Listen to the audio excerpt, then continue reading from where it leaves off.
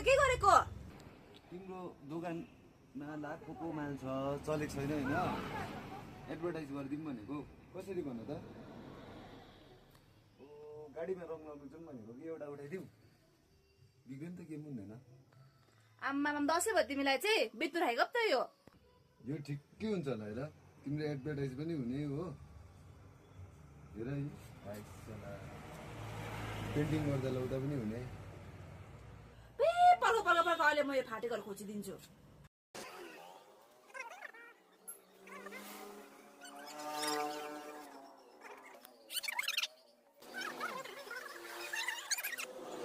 लागि हुन्छ बोली माम ल्याउ न अन्त।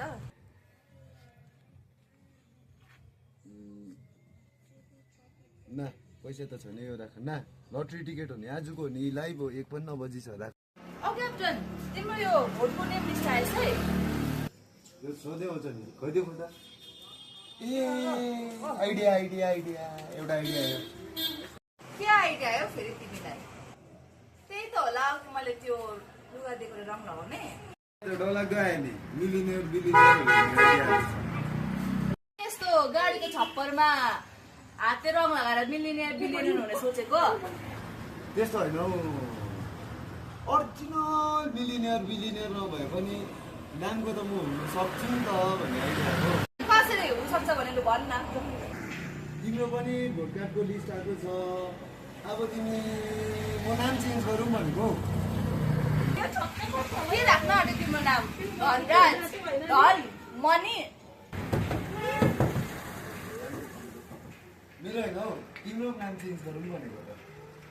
किनभने तिमी मेरो बुढी होइन, बुढी भनेको पत्नी, त्यसैले मेरो नाम के राख्न आँट्यो अब?